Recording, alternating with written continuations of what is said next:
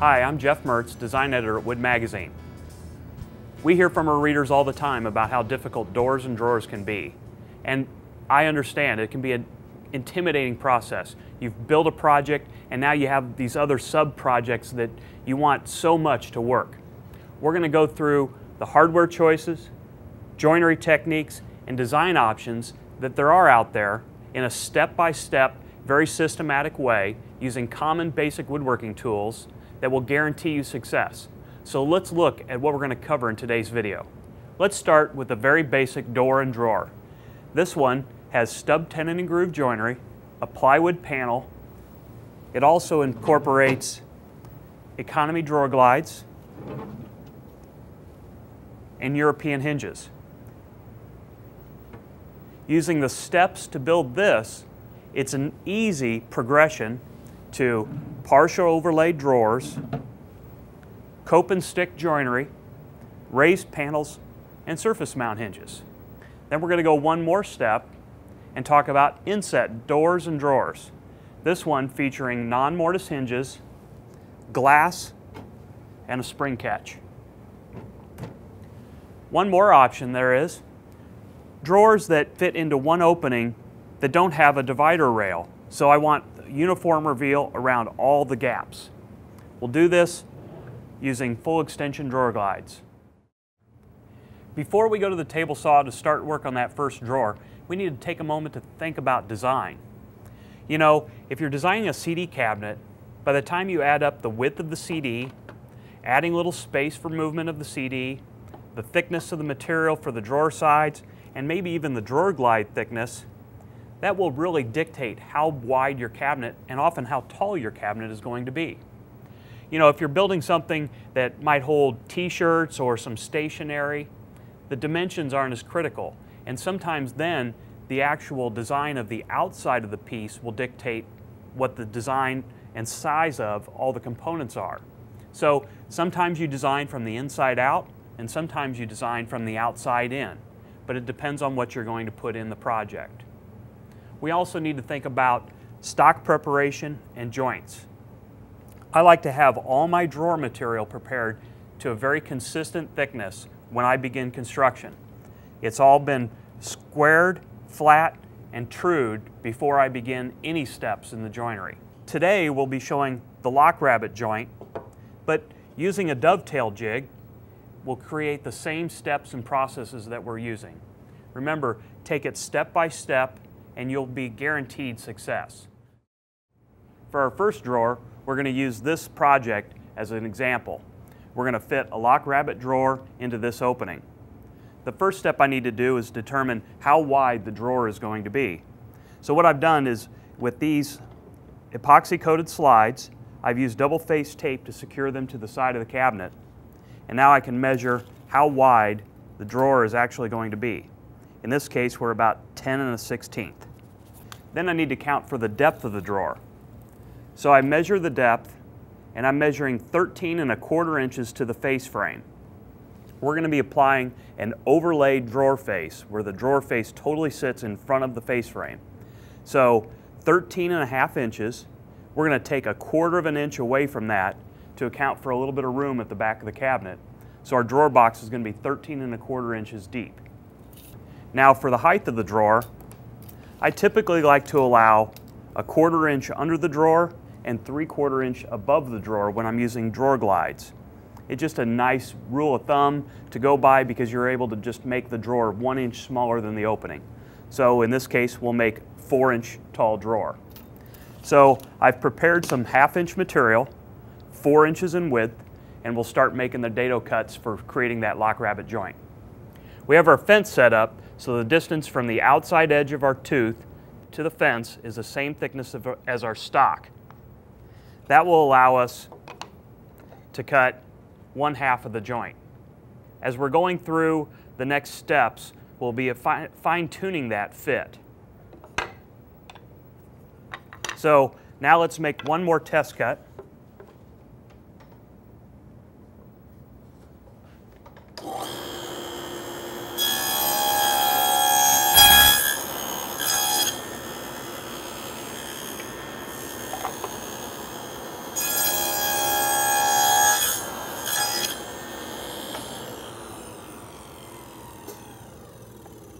and that fits pretty good. We're satisfied with that cut. What I'll need to do is move my miter gauge extension back. I'm going to add a 1/4 inch thick face to the rip fence. I'll stick it on with double face tape. This makes a perfect length rabbet cut. Now we're not quite there. We need to raise the blade to get that to fit. I'm going to make one more little height adjustment, and then I'll also need to recut this joint. Because I've changed the height of the blade, that will make this cut deeper, and everything will come together. So I'll make one more adjustment.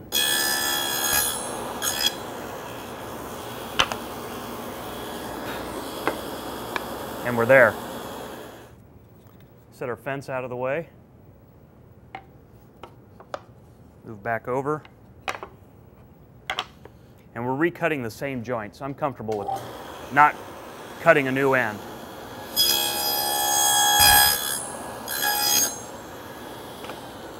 And that should come together just like we want it. Now we need to cut our parts to length. We know our overall dimension of the front of the drawer will be 10 1/16.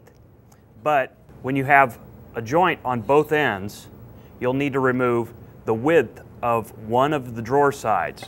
So 10 1/16 was our drawer width minus about a 1/2 inch. We're going to be 10 9/16 for our drawer front.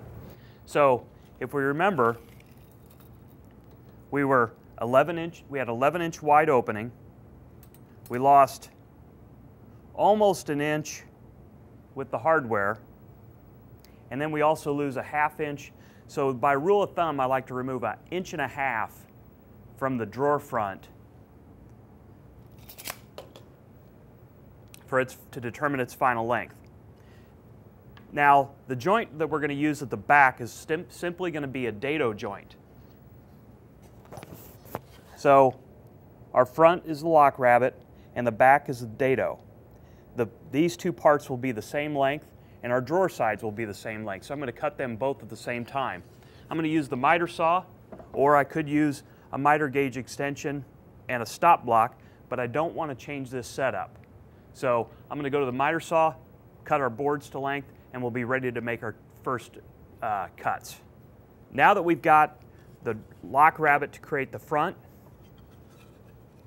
and the sides of the drawer, while we're still set up with our 1/4 inch dado blade, we can cut the groove for the bottom.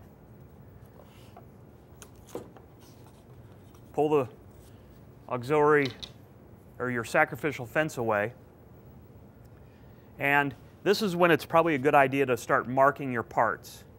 I'll want to cut down here and down here for the bottom of my drawer. So this cut is just a rip cut on the sides.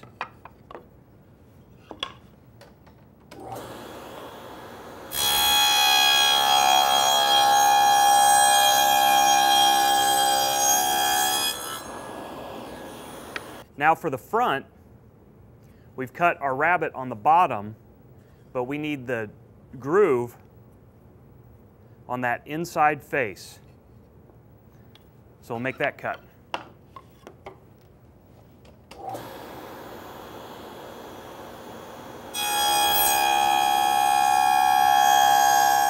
With our grooves cut in the front and the sides,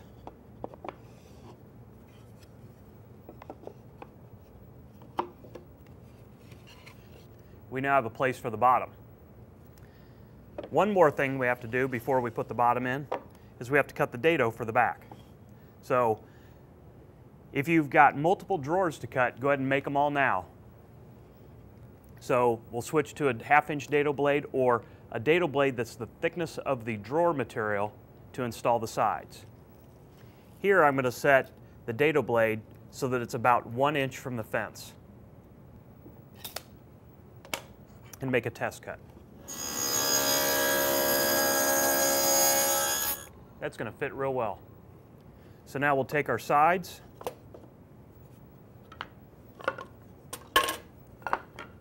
and on the inside face of the drawer side, we'll cut the dado at the back. So we've got here's where our front will attach, and now we're making our cut for the back. Now let's check our fit. I got a piece of sandpaper. If I need to, I can do a little sanding just to make sure everything's fitting up right. There we go. Nice fit.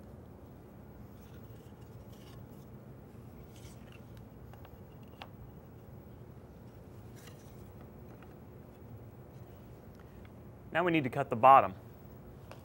To do that, it will need to be the same length as the front and back, minus about a 32nd of an inch. And then to mark the length, you just simply flip it over.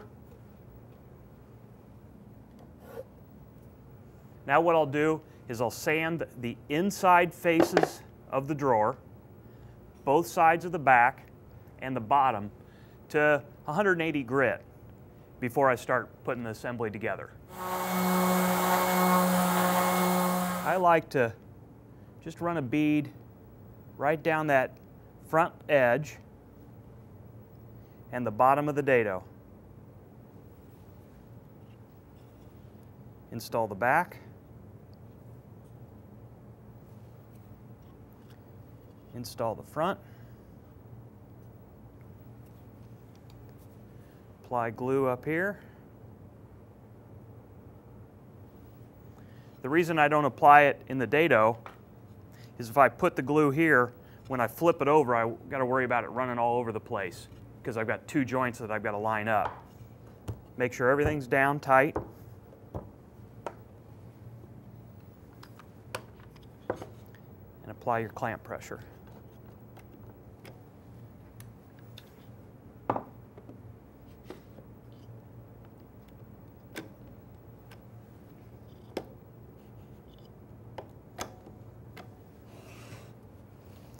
If everything's been cut square, these should be equal dimension across the corners.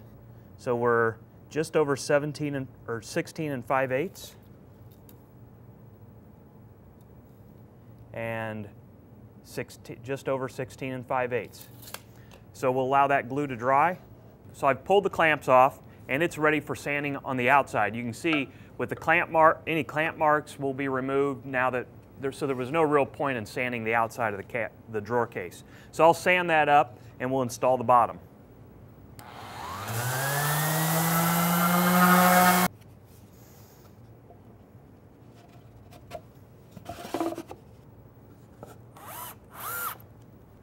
With the drawers assembled, I can install the drawer half of the slides.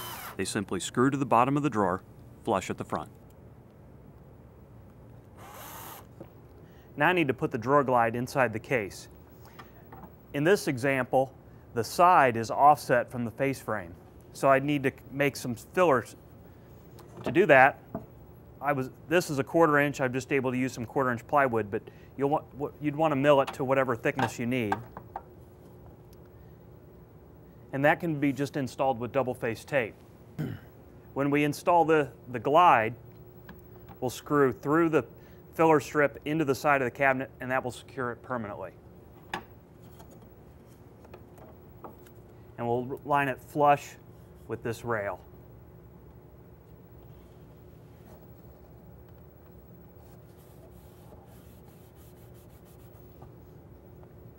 Now we can set the glide.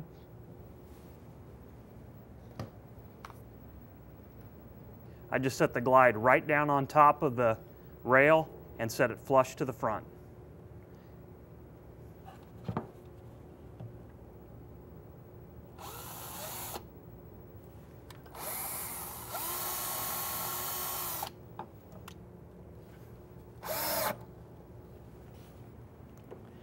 Now flip the cabinet back over and repeat this same process to install the glide on the other side. Now we got the drawer glides installed in the cabinet and the matching parts on the drawer, we can install it.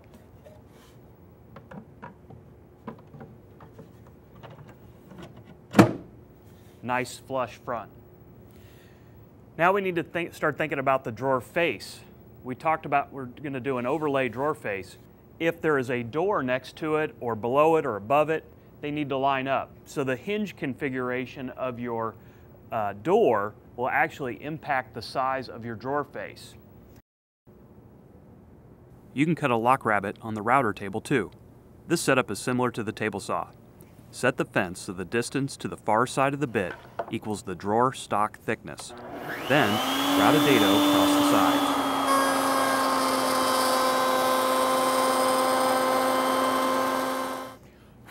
Attach a 1/4 inch thick fence behind the bit and rabbet the ends of the drawer fronts.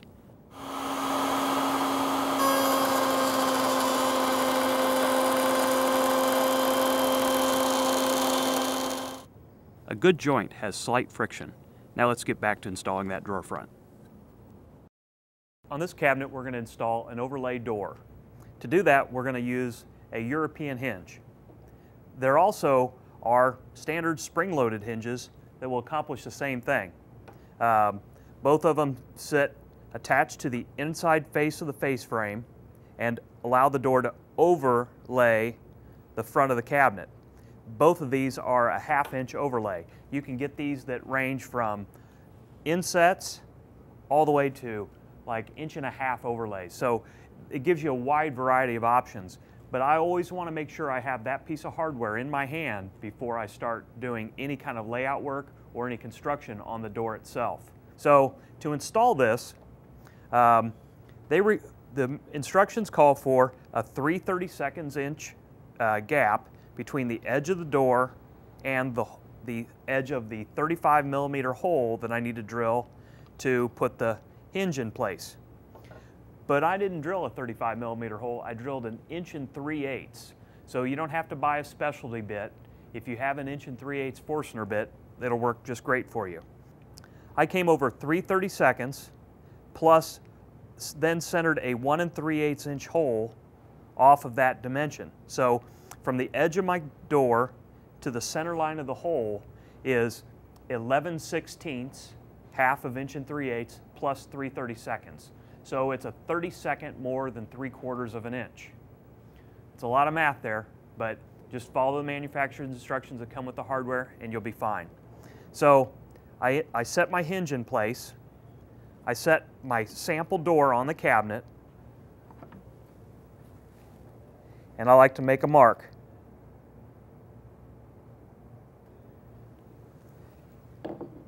Now I set my square so that I can put my pen to that mark. Now I can make it a little bigger so I can see it. I'm going to put a 1/2 inch overlay going down. I'm going to create a 1/2 inch overlay on both sides so I have an even reveal on both sides of the door. 1/2 inch down here. 1/2 inch over here. Now, up here, it really doesn't matter what my overlay is. It could be a 1/2, this can overlay a 1/2, this can overlay a 1/2. I can play with that, it gives me some design options. We're going to keep it simple. 1/2 inch. Here we'll just measure down a 1/2 inch.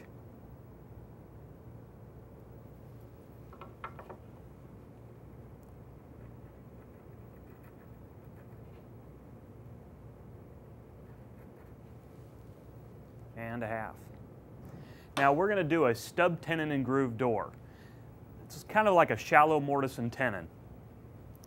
I know that my rails on this door, on typical cabinet doors, you're talking 2 to 2 1/4 seems to be the common dimension for those parts. So we're going to make a 2-inch rail. So I'll come over 2 inches from that mark. Do the same thing over on the other side, 2 inches in from our mark. And then my groove is going to be 3/8 inch deep. So I'll mark back 3/8 inch and 3/8 inch. So our door width, I can measure from the outside to outside, is right at 12 inches. Our height is 15 1/8, and our drawer face should be 6 inches. Now the other part I need to know is how long the rail is. I'm going to measure from my 3/8 mark to my 3/8 mark. And I actually like to hold my ruler at 10 inches, and you'll see why in a moment. So if I'm at 10 here, I can read over to 8 3/4 of an inch. So basically you're taking the 0 away. It's hard to read the tape right from the end. So 8 3/4 is the length of my rail. So we're going to go over to the table saw, and I'm going to cut the parts to length, and we're going to start making our joinery for this door and drawer face. I've attached an auxiliary miter gauge extension to my miter gauge and made a little scrap that I'll use for a stop block. Cut a little chamfer on the edge of that stop block. That way any debris that gets pushed up against it will allow the stock to fully engage and won't mess up your dimensions. So first thing I need to do is I'm going to cut door and drawer stiles at the same time, both sides, so I know that they're exactly the same length. So I've raised my blade, stacked my 2 boards, raised my blade above the thickness of the material, and I'm going to make a cut through my fence. Now I can measure from that cut 15 1/8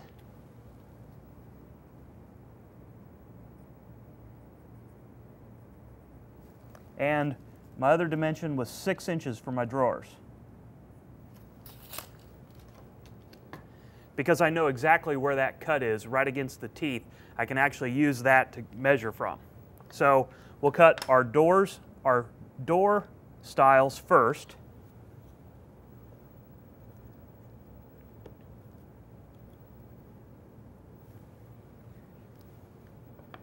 Slide my 2 rails up against the stop block, stiles.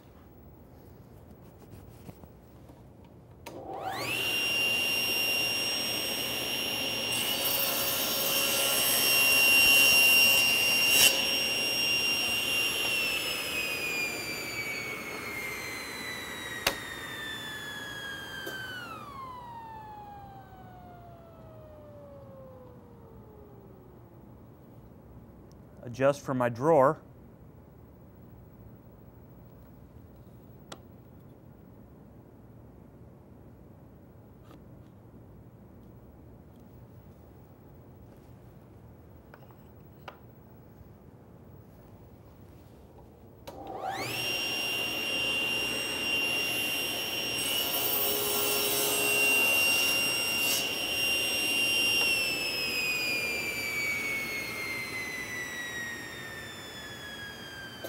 Now you'll notice I made these from one part. What I want to do is I want to have the grain run up the door and across the drawer. It adds a nice little touch if all that grain matches. So in one part I got the lower door style, the drawer style, and some scrap.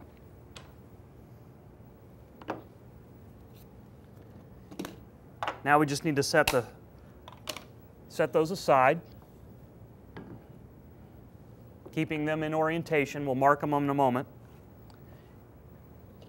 And we'll mark for our 8 3/4 inch rails. And we'll just cut these 2 at a time.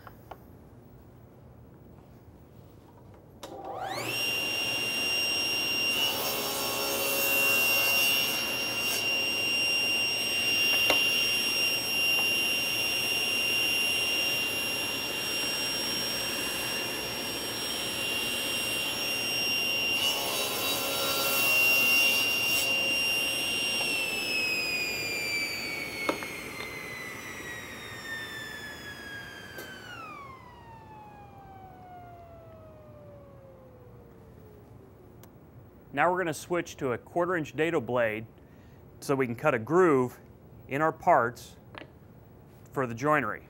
Before we do that, I just want to show you why we were keeping everything orientated. So what I can do is take one rail or one stile for both parts, my two rails, and I just like to do a simple, I can put left, left, and a right. Now we need to cut the groove to receive the panel that's going to be in our door. This door, already glued up, and I'll put some glass in it in a bit, shows us that we've got we've got to make sure that the groove is centered in the door, in the width of the door parts, and is wide enough to receive our panel. Here I've got a piece of 1/4 inch oak veneer plywood. It actually has an MDF core. There's MDF between the two layers of veneer. That thickness will dictate the groove that we're going to have in our door. We've got some other options. The reason I really like that MDF core veneer plywood is because with the veneer core that I pick up at my home center, it actually measures 3/16 of an inch. That doesn't give me a very strong panel. I think this is a stronger panel, and it's going to give me a better quality door. And we'll address how we would cut that groove instead of using a dado blade in a moment. Another option would be using 1/2 inch plywood. I can cut a rabbet around the perimeter so that the panel will fit in to the door, and you can actually create a nice little reveal detail or have the door panel recessed. Either one works, but what it gives you, instead of the 3/16 inch panel, it gives you a 1/2 inch thick panel. And this is a good option. So let's talk about making our panel for our 1/4 inch material. I've got my dado blade set up to approximate center of my stock. I've got my feather board installed, and now we'll make a test cut in a scrap.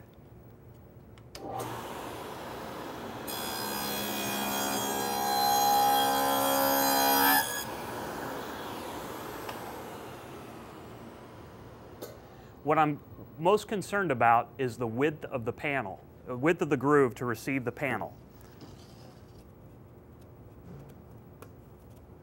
So that fits quite well. I can see that my groove is not quite centered. If I was to simply take the board and flip it around and cut the groove from the other face, my groove would end up being too wide. So I need to do a little bit of setup here, and then we'll make another test cut.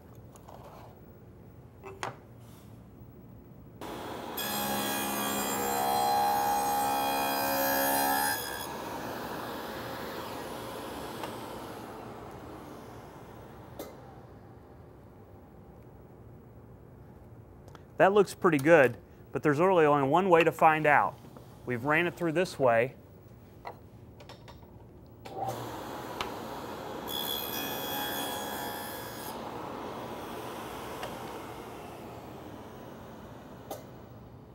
Now what we're looking for with that partial cut is a shoulder that was created by that blade coming into the wood. Right now I can tell that that groove is perfectly centered because there's no exit mark from the saw blade.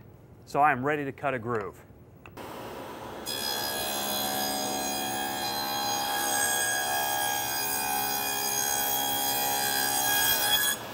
With the grooves cut to receive the plywood, I need to form the tenons that will also lock in. So to do that, I'm going to change my dado blade so it's a 1/2 inch wide. I only need a 3/8 inch cut, but you'll see I'll make a sacrificial fence that will make the adjustment and cut very easy and very accurate. I like to use a piece of 3/4 inch MDF for this. What I need to do is I need to remove the material here and here on this board. Since our groove is approximately 1/4 inch, I need to remove 1/4 from each side. So I'm going to set my rule to 1/4 inch and draw a line. Then I can double face tape my fence, sacrificial fence in place. And then I like to throw 1 clamp on it just to be sure. Now I lower the blade, and I'm going to use about 3/8 of an inch of the blade. I'm going to cover a little bit more than that, about half of the blade. Turn the saw on and raise it until the arc of the cut comes up just short of my line.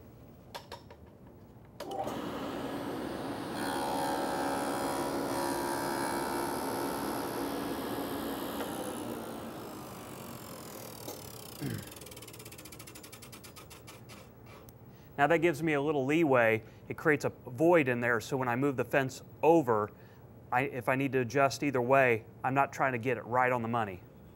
So what I'm going to do is I'm going to use one of my pieces as a guide, and what I want to do is get the outside cutter, I'll lower that just a touch, in line with that bottom of that groove. It won't be perfect the first time. That's okay. I've got some scrap material. I'll get a couple pieces because it's not always going to hit right on the first time.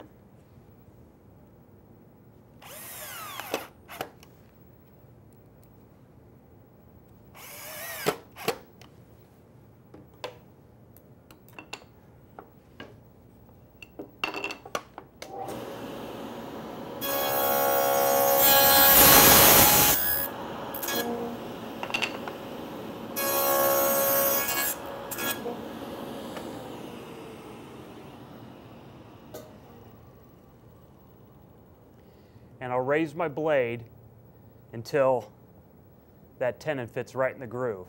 Now remember, as I raise the blade, I'm taking an equal amount off both faces, so don't adjust too much at one time.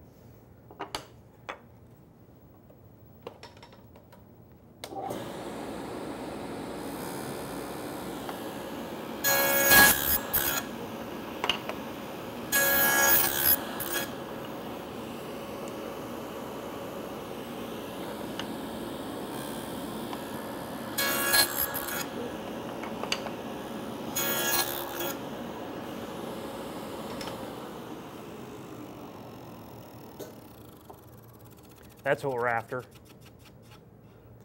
So now that that tenon is made, one thing I want to do, all saws in the middle of the handle have a knob that you can tighten the raise and lower mechanism. Be sure to tighten that, because after making several cuts, that blade may move up or down. One thing to be sure of, you have your stiles that go on the end of the drawer and the side of the door. Don't cut tenons on the ends of those parts. You only want them on your 4 rails.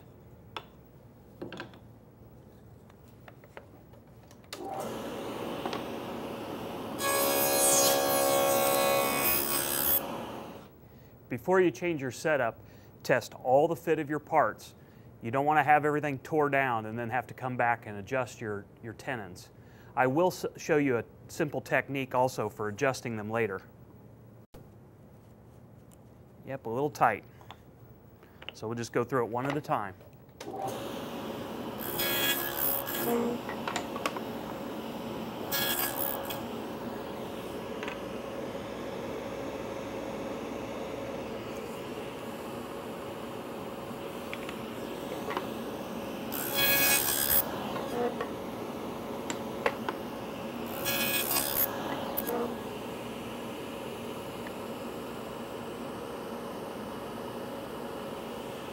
So we've got all our parts cut. Let's say you have to step away from the shop for a day or two, or you have a couple of joints that might be giving you particular trouble. If you're building a lot of doors, you're guaranteed to have to do some adjusting of these tenons.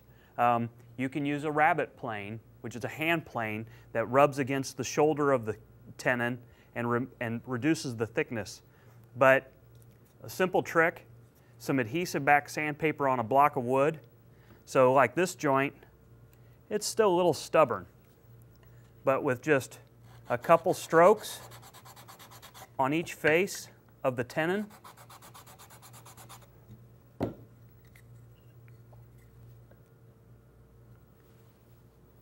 and now that piece goes in and fits like a glove. So I'm going to make sure that everything's fitting right, and at the same time mark out for my panels. So I just simply lay my tenons up on my rails, or up on my stiles, and draw a pencil line, because my panel will run from the bottom of this groove to the bottom of that groove.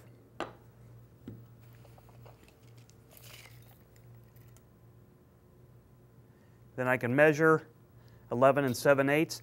And for plywood, I like to cut them about a 1/16 underside, just to give myself a little bit extra room. So 11 13/16. And then the panel will be the same width as your overall rail length minus a 1/16. So back to 8 11/16. And we'll go cut those. For the drawer front,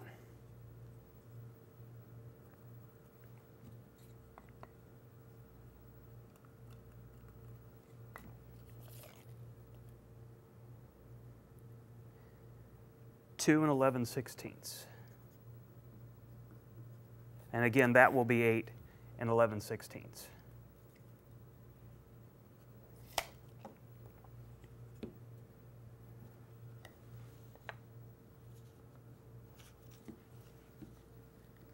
One other bit of sanding we need to do before we can put the panel in place and glue the door up is I just like to take my sanding block and just a couple of passes on each face, because it'll be very difficult to get in and sand those edges after the plywood panel is in position. The other benefit to sanding like this is I'm bridging that gap. If I use a random orbit sander, I may round over those edges and the joints won't fit tight. So just a couple of passes is all you need. When selecting your material for the panel, you can simply just cut it out of a piece of plywood. You might get something like this, where the grain pattern isn't centered in the panel. If you've got a little bit of material to play with, maybe if you center, here's a glue joint or a veneer seam in the panel. You could center that, use that as a window to find a nice section of grain that you really like. So here's one I really like, but I want to center that groove. So our panel is approximately 8 3/4, so I need to come over 4 3/8. So 4 3/8 from that seam is right here. We're going to rip this material off, so I need to allow about an 1/8 inch for the saw blade. So I'm going to set the blade at about 15/16.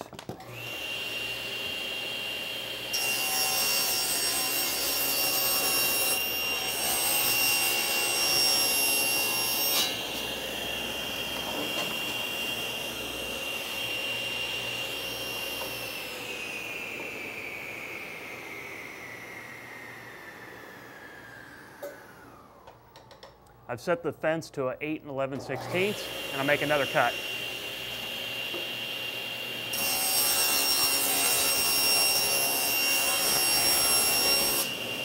Now I want to add to the top of this, we'll call our panel is 2 11/16. I'm just going to add about 3 inches up here. So this will be where our panel's cut from. So I'm going to go to the miter saw and make those cuts. I've finished cutting and sanding the panels, and we've already sanded our edges. Now it's time to glue them up. What you want to make sure is, earlier before when we placed our lines on the on the stiles to show where the panel was going to be, well, if I go back and make sure those are all marked, that also tells me where to apply glue. So I will apply glue from the mark down, and then apply glue in the panel, but not getting any on the face of the edge of the stiles. So I just like to apply a little glue right to each edge at the corner, not too much, and then just a small couple drops in where the panel is going to go.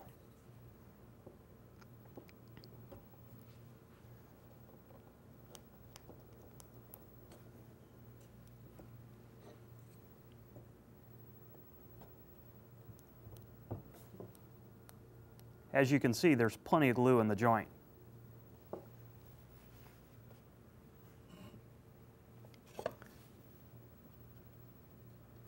Slip the panel in.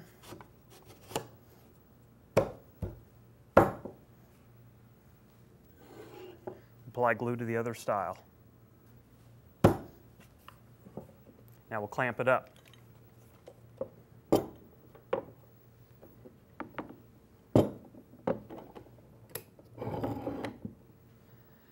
I like to keep the clamps just a little bit away from the ends of the rails and the ends of the stiles, so that when I apply pressure and draw the joints tight, making sure that everything's flush top and bottom, I'm still able to measure my diagonals to check for square. If all my joinery's been cut square, that's really not even a necessary thing to do because it's going to pull everything tight. So I'll double check my measurements and then I'll glue up my drawer face. So with that panel clamped up, we'll allow the glue to dry and then we'll get ready to install them. Once the glue has dried on the door, I can drill the holes for the hinges. Again, there are instructions with the hinges that explain how to position this hole. And now I'm going to install the door. I'm going to take our hinge, insert it into the holes that I've drilled, and I can just use a square against the hinge to make sure everything's where it ought to be. I like to use a self-centering bit and drill my holes.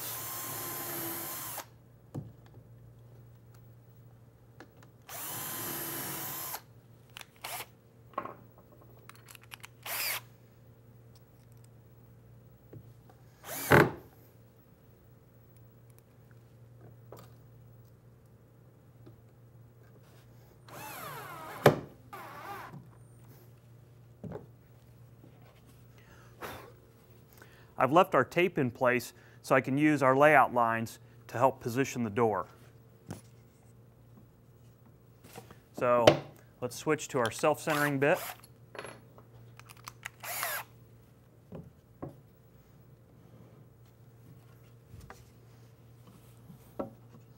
And I can line up the top of the door with my layout mark, wrap the hinge around the corner,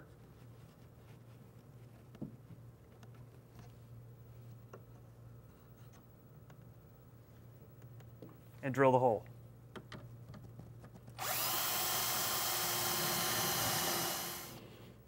I've applied a piece of tape to our door stile, and so I can install the door pole. What I typically like to do is I like to lay out, if I'm going to install a knob, I center the knob along the bottom of my upper rail, or I center the handle at the center line, that center line as well.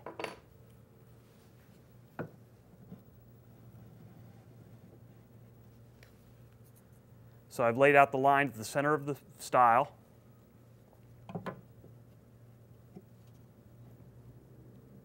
There's our top hole.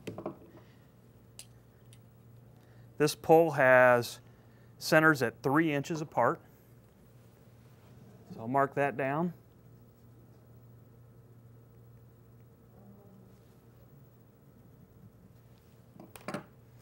When I take the door off later, I can drill the holes and install the pole. The other thing I need to do on the door is put some felt bumpers or rubber bumpers. So when the door closes, it's a nice quiet close. Now let's look at the drawer face. I just take, since we have a 1/2 inch in between our two components, I just used a 1/2 inch spacer. So I'll set my drawer face in position, and I want to make sure I'm lined up on the edge, and then I can clamp it.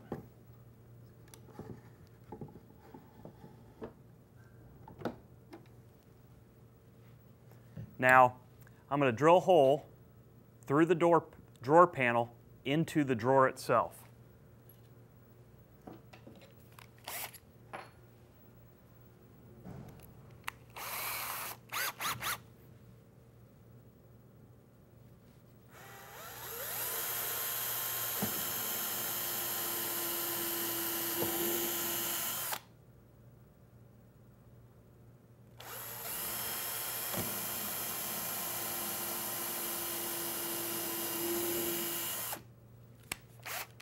The hole I drilled is a pilot hole for some number 8 screws.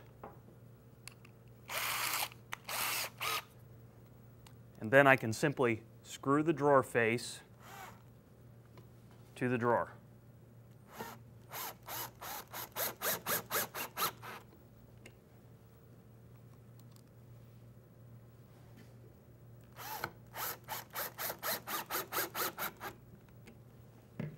Unclamp.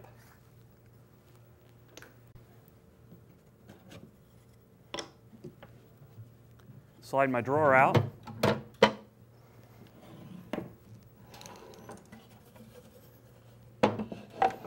And take the drawer face off.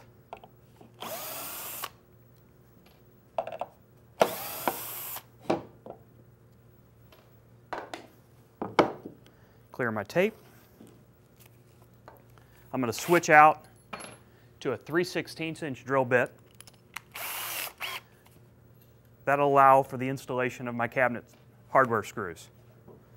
I'll use a little scrap of wood to keep from blowing that out.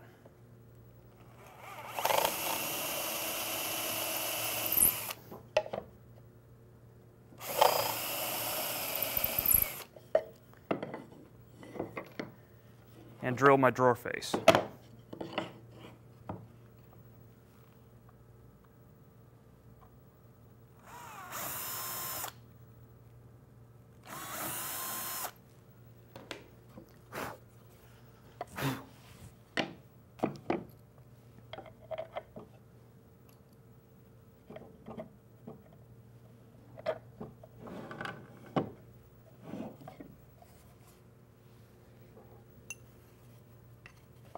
And now, through the hardware, I can secure the face.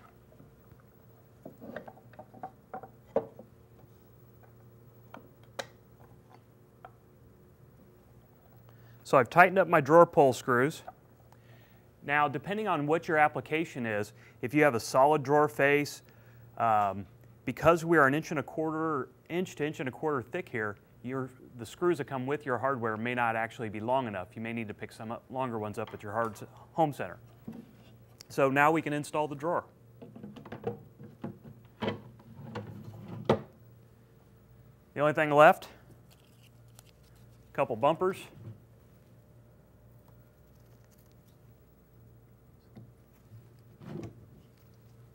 And we are good to go. On this project, we're going to install a 3/8 inch partial overlay door face and drawer face.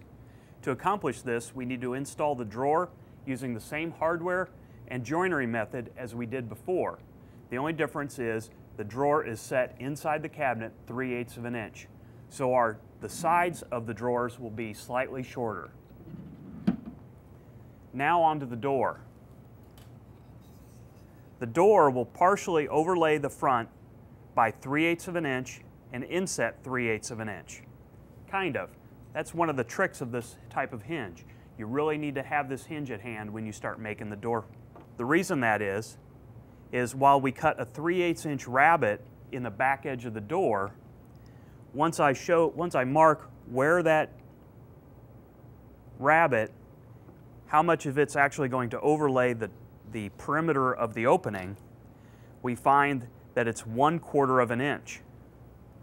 So our door, instead of being 3/8 on each side, will only be a 1/4 inch overlay on both sides. You wouldn't want to cut your stiles too long and not account for that, because otherwise when your door closes, the rabbet won't clear and the door won't close. Also on this door, we're going to use a cope and stick stile and rail cutter. Here's an example. We'll use a cope cutter to cut the profile on the ends of the door rails, and we'll use the stick cutter to cut the profile on the top and the edge of the stiles and rails that go around the door. We're also going to use a raised panel bit and a solid wood door. We'll need to allow for expansion and contraction of that door panel as we go through the process. So let's lay out and determine exactly how long our parts are and how big our drawer face is. So we already know we're going to be a 1/4 inch overlay. So I'll set my ruler and start laying it out like I did before. For this project, I'm going to use solid wood for the drawer face. It'll just be one solid piece of wood. So with our 5-inch drawer opening and our 1/4 inch overlay, we're going to be 5.5 inches for the width of the drawer face. For the length, starting from our 10-inch mark again, I can see that we're going to be 11.5 inches for the length of our drawer face. For the height,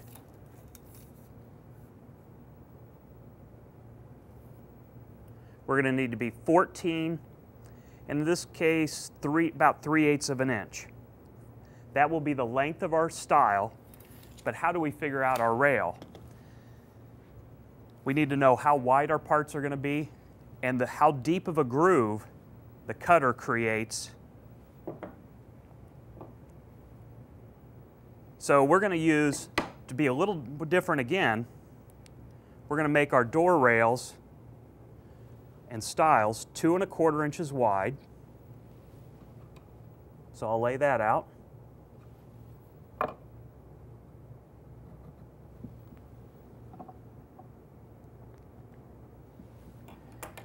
And then we need to measure for our groove. In a combined, if you combine the two cutter depths, it ends up being 13/16 of an inch deep. Really what that means is that on each side of the cutter is going to cut a groove about a 32nd inch deeper than 3/8 of an inch. So I'm going to set my mark at 3/8 plus a 32nd. 3/8 plus a 32nd. So for the door rail, top and bottom rail, in this example we're going to be 7 and 13/16. If I was going to make this with a 3/8 inch groove, it would have been 7 3/4. So 7 and 13/16 will be the length of our stile.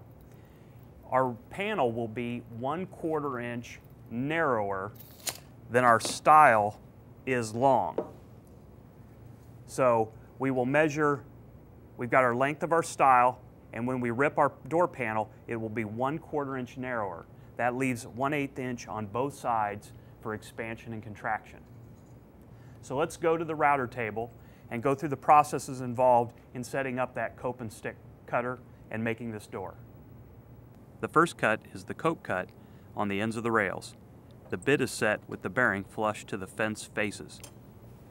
The rails are routed with the good face down on the table. This bit forms the tenons on the ends of the rails and the profile below that wraps around the mating profile on the stiles.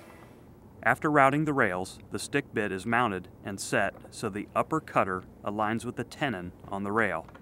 And again, the fence is set flush with the bearing on the bit. All 4 door pieces are routed with the good face down.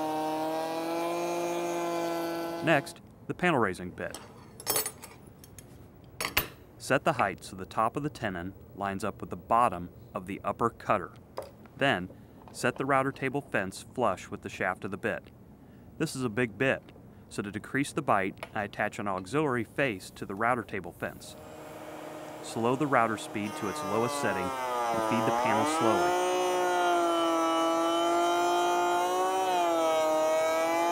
After making one pass on each edge of the panel, remove the auxiliary fence and make the final passes. The completed panel fits snug in the groove. We have completed using our cope and our stick bit to cut our profiles on our stiles and rails. We've also used our raised panel bit to create the panel. Before I install this, I need to allow for the expansion and contraction of this solid wood panel. So I have applied a stain and the first coat of finish. The reason I put that stain and finish on is when I put the door together, as this panel expands and contracts during seasonal changes in humidity and temperature, I could end up with gaps where there was no stain on the panel as it moves, as the stile moves away from the center of the panel. Also, to keep the panel centered in the door, I'm going to use some rubber panel spacers. These go in the groove, in the stiles and rails, and they also keep the panel centered and also prevent it from rattling. So let's glue it up. Each door piece gets 2 space balls. Then I apply glue to just the tenons and insert the panel. The panel is solid wood and does not get glue so that it can expand and contract. Once all the pieces are in place, clamp across the rails. The space balls keep the rails from seating flush with the ends of the stiles, so use a clamp to pull them into position. Check the door for square and let the glue dry.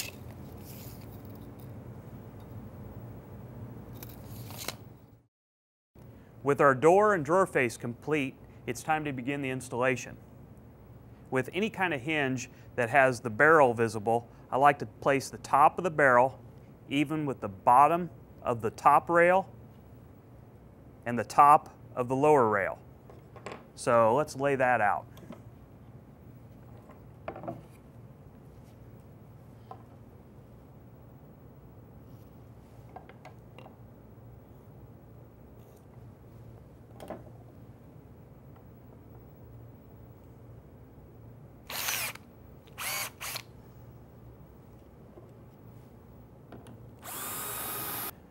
For the knob for this door, instead of the 3-inch wire pull, we're going to use something a little different. With a knob, I like to center the knob along the bottom of the upper rail.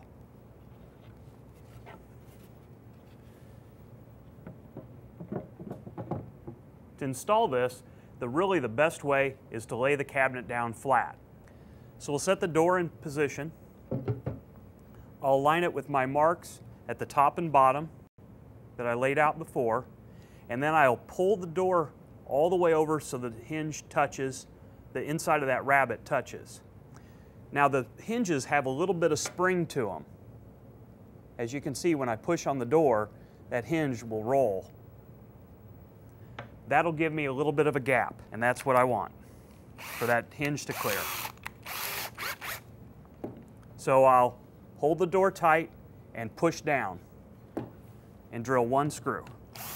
To install the drawer face, I've applied some double face tape, and I've made a 1-inch spacer to provide a gap between the door and the drawer face. Add that.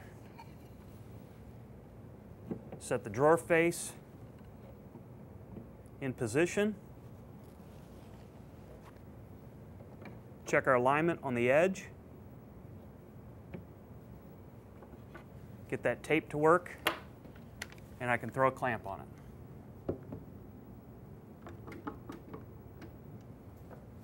So now I'll lay out for my knob.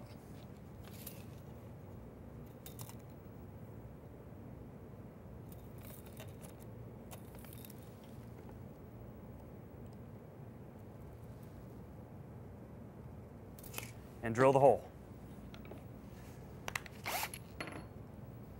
This time I want to go through the drawer face, but not into the drawer. So I'm going to use a little tape as a flag. I want to drill about a 7/8 inch deep hole. That will go through the 3/4 inch drawer face and leave a little mark in the drawer front itself.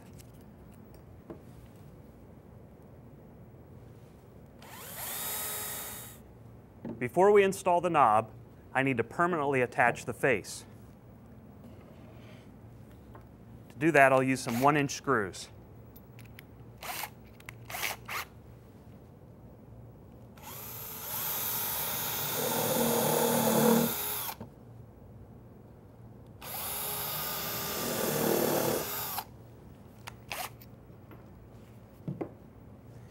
The pilot hole for the screws will index where the drawer face is going to be attached to the drawer front. Before I can install the drawer face permanently, I have to account for the head of the screw. I can either countersink into the drawer face, but I just like to create a little pocket in the drawer box itself. So I just use a Forstner bit and create a little dimple.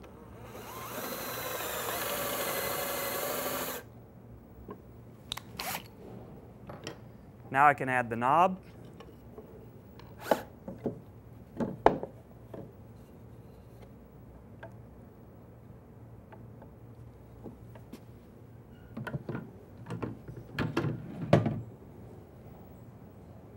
And we're complete. For this project, we're going to take the drawer and door construction to the next step. These will be inset drawer and doors, so that the door face and drawer face will set inside the cabinet frame with a reveal that's uniform all the way around. We're also going to use drawer glides, ball bearing, full extension. These have a 100-pound rating and they're pretty reasonably priced. They come in 2 parts. There's the part that mounts on the drawer and there's the part that mounts in the cabinet. These are available in black, white, and in the chrome. To begin the drawer construction, like we did before, I'll set my glides in position and measure between them to account and figure out how big my drawer is. I also will account for the fact that I'm going 3/4 inch thickness of a drawer face, so I'll take 1 inch off the depth of the cabinet to determine the length of my drawer sides. So I've pre-built the drawer, and now let's install the hardware so we can show you how this drawer mechanism works. The first thing we need to do is determine where the drawer is going to be positioned in the opening. We've made the drawer 1 inch shorter, just like we did before, coming up 1/4 inch and down 3/4 inch. So we have also a 4-inch tall drawer. I'm going to mount the hardware at the center point of the drawer. So come up 2 inches from that point.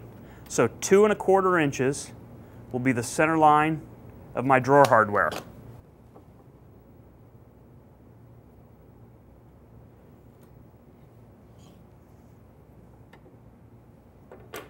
With the drawer face 3/4 inch thick, I want to leave a 1/8 inch dimension between the back of the drawer face and the beginning of the hardware, and you'll see why in a moment. So I'll set my set my gauge to 7/8 inch and place a mark. That's where the front of my drawer glide is going to go, and that's the center of the screw holes. I'll take my drawer glide apart. There is no left and right, they're uniform. And it works best if you open it about halfway, and I can set that right in position. And what I'm doing is I'm lining the bottom of this mechanism up with that line that we created, and then checking the screw hole to be sure it's centered on the line. Then I can attach the first screw. To complete the installation, I just want to make sure the drawer glide is square. Now there's another way to do this if you have multiple drawers to install, and that's to make a jig that fits between the top of the drawer glide and the top of the case.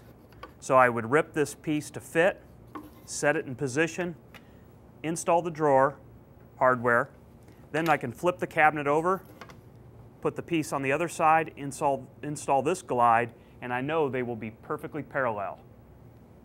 To install the remaining hardware, it's narrower.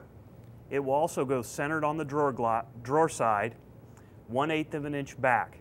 The reason that is there's oversized holes in the drawer glide inside and on the side of the cabinet, and that 1/8 of an inch allows a little bit of movement to make sure when I put the drawer in its final position, it gives me a little room to adjust in and out and up and down. Draw a line 1/8 of an inch back.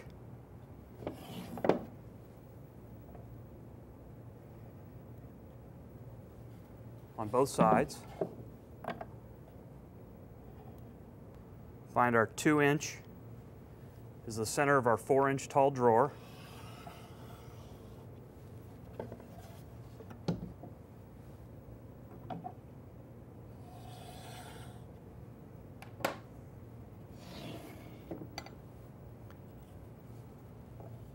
Again, I've made a jig. I can set the hardware in position, line it with that 1/8 inch mark, and drive my screws. So we slide the door in and snap it in. Now the drawer will work freely, and we've completed a full extension drawer glide installation.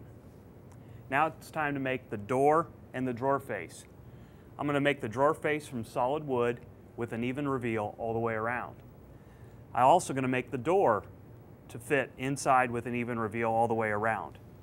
The reveal is going to be created by the thickness of the hinge. So I'm going to use a non-mortise hinge that's installed on the edge of the cabinet. The nice thing about these, I don't have to cut a mortise into the side of the cabinet or into the side of the door. And the way the hinges have elongated holes allows for adjustment in and out and up and down. I've chosen to make this door with a stub tenon and groove joint, and I've made it so that it pretty much perfectly fits the opening. I've done this because I want to trim it to have an even reveal. If, for example, this rail was slightly askew, I want to be able to trim this to make that fit. I know in this example that my hinge is 1/16 of an inch thick. My door perfectly fits the opening, so I'm going to rip a 1/16 of an inch off each edge of the door.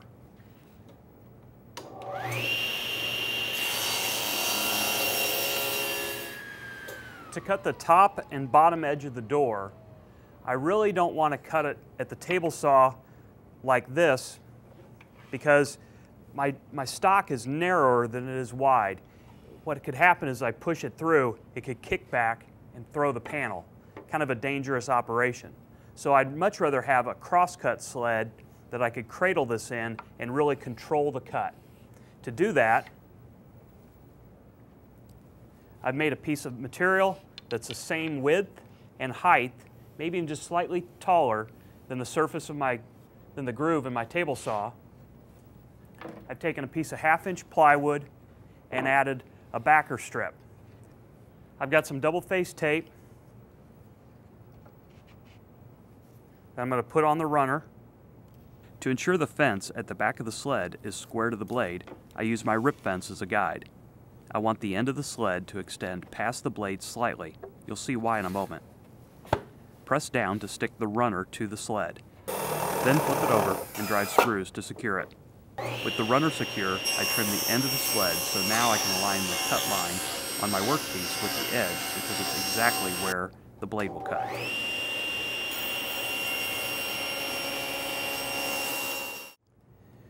We're going to install glass in this door. Now, whether you use the stub tenon and groove method or the cope and stick method, the process is the same. We're going to remove the tongue right here so the glass can be set in. We'll put a glass stop in place. That way if the glass breaks, you can remove it and replace the glass. It also gives you the option here with glass of doing some things different. Stained glass, reeded glass, different things to maybe emphasize the design you're looking for. So even though I have a router mat, I still like to clamp it to the table, and we're going to route. Now, normally I would route this direction, but because we're going to be coming into this end, it can split out. So what you may find is that climb cutting is actually a more preferable method.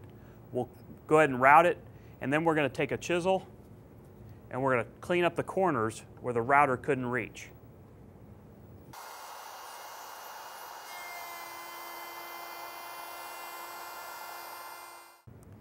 I've cut my glass stop to fit, and now I'm going to install it. Now I can do this two ways. I could use some wire brads, drill the holes ahead of time, set them in place, set the brad in place, and use a tack hammer and tap them in. But I really like to use a micro pinner, a 23 gauge nailer. The holes are so small that you really can't even see, and you don't have to fill them. Now, normally I would have my finish on the project before I install these, but for demonstration purposes. So I can just take my pinner, set it in position,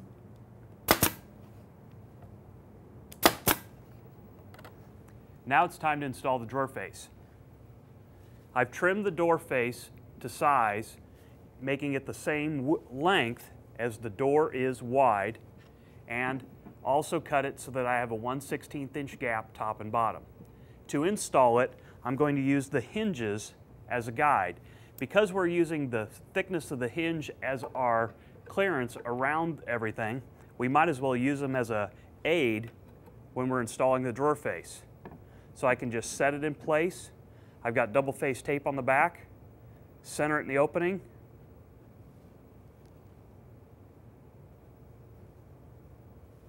and clamp it.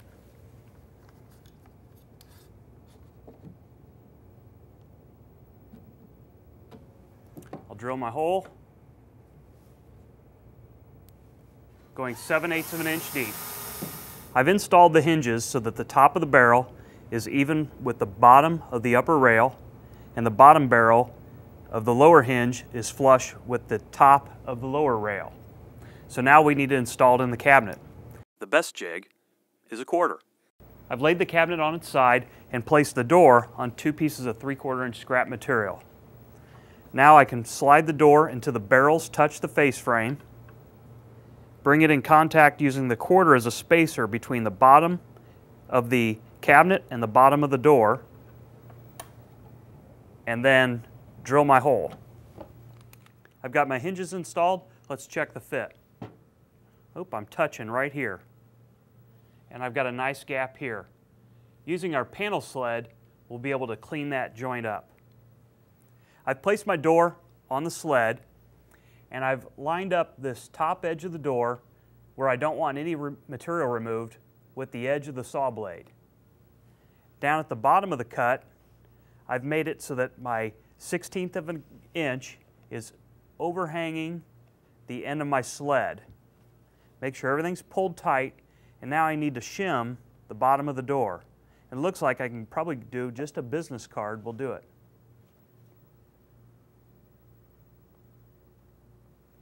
Maybe 2.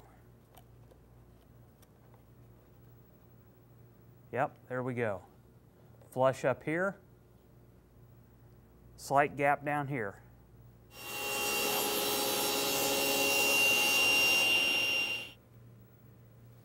Oh, that's much better. Now we can put the knob and the catch on. I've installed the knob as we did before, and now I've added a spring catch. I installed it just about 1/8 of an inch below the top of the door. I'll add the receiver and close the door, and then I can reach in, grab it, open the door, and now I can mark where those screw holes belong. If you don't have a drawer opening, if your back is not attached, you can reach through to also hold that spring catch. I also want to take a minute to talk about knob location and that spring catch location.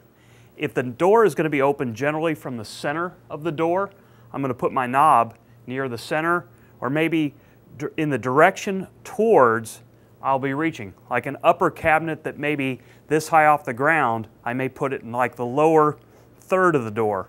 Maybe down a little lower, I might move it down. If this is an upper cabinet, I'm going to put the knob down here. But I'm also going to try to put the spring catch as close as possible to the pull action of the knob so that I'm not having a catch here and twisting on the door every time I open and close it. We're going to install 3 drawers in this cabinet. I've laid it on its side and laid out how tall my drawer faces are. I've got an 8 1/4 inch tall drawer, an 8 1/4 inch tall drawer, and a 5 1/4 inch tall drawer with 1/8 inch spaces between each opening. Now I need to figure out where to put the drawer glides. I've laid out a mark 7/8 of an inch back so I know where the drawer glide is in front to back as I did before. I also am going to lay out a 1/4 inch up from the bottom of each drawer face for the bottom of the drawer, here, here, and here. My drawer faces, my drawers, in this case I'm going to make a 7 inch tall drawer, so I drew the center line. I have a 7 inch tall drawer and the center line, and a 4 inch tall drawer and a center line. So in each location I have a drawer, my 1/4 inch up from the bottom to the bottom of my drawer, and then found the center line for my glide. For the larger two, 8 1/4 inch drawer, a 7 inch drawer box that is a 1/4 inch above the bottom of the drawer face. So I'm going to use a spacer. So I set my first drawer glide in position, and I cut a piece of plywood to go from the bottom of my cabinet up to the drawer glide. I'll install that drawer glide with screws. I'll flip the case over. Using this jig, I'll then match the corresponding drawer glide on the other side of the cabinet. I've positioned the next drawer glide and cut my spacer down. I'll flip the cabinet over, install this other side with the jig, and I'll repeat, trimming the jig to install my lower drawer glide. And then I'll be ready to install the drawers in the case. When installing drawer slides to a center line, as you can see, I've drawn the center line on the side of this drawer box. We have elongated holes and round holes. I always attach using the elongated holes so that I can adjust my drawer glide up and down. Not only can I adjust it now, but after the drawer faces are installed, if there's any adjustment I need to do after the finish is applied, wherever your next step may be, if I need to, I can adjust up and down. When I'm finally happy with all the placement of all the drawers and hardware, I can then secure through the round holes and it'll lock everything in position. I've installed all my drawers. Now it's in time to start applying the drawer faces. I've pre-applied some double-face tape, but before I'm ready to stick them, I want to make sure everything's fitting just right. I'm going to use 1/8 inch spacers and set the first drawer in place.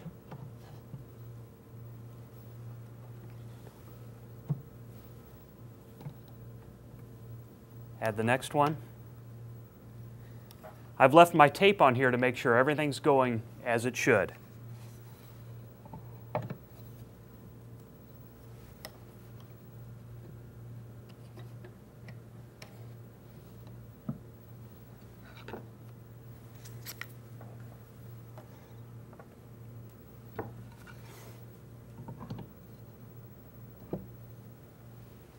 That's going to work out pretty good. So I'll apply the double face tape and install the knobs and secure the faces as I did before.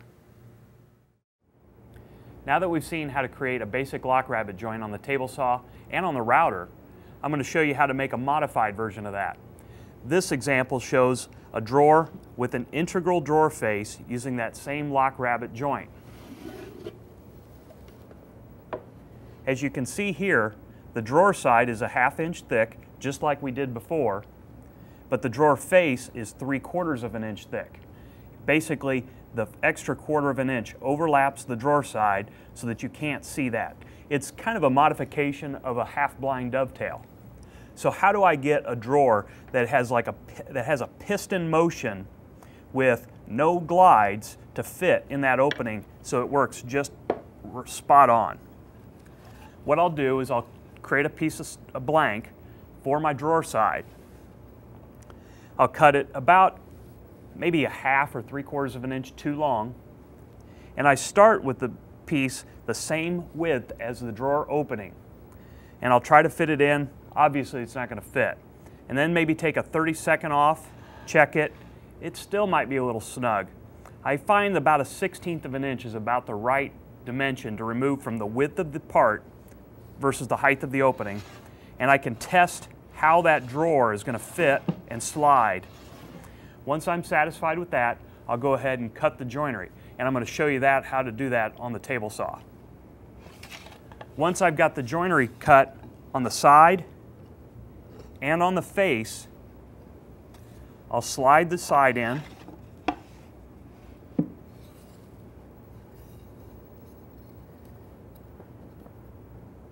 and attach the face temporarily in position here. The drawer width should be about a 1/16 inch narrower than the opening in this example. If I'm doing a larger drawer, it might be an 1/8 inch, but probably a 1/16 is going to work. When I'm satisfied with that fit, I can then measure, because my side's too long, I can measure from the front to the face frame to determine exactly how much I need to take off that drawer side so that drawer face is perfectly flush. One more detail. I've got a gap now at the top, and the drawer will naturally fit in there with a little bit of gap on each side, but I want to create that same reveal all the way around. So to create that reveal at the bottom, I just create a slight rabbet on the front of the drawer face, and now I've got that reveal uniform all the way around. So let's go cut that joint. Basically, we're going to make a rabbet cut and then need to cut an end cut in this board. Well, that's kind of a dangerous operation to just be up against the fence. We need a little support. So what I've done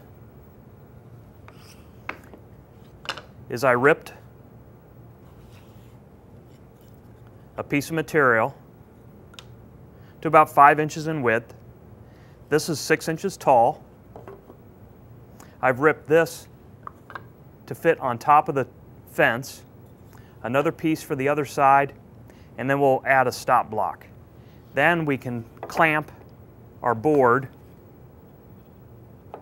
and have a carrier for making a safe cut. The drawer sides receive a dado, just like when cutting a regular lock rabbet joint.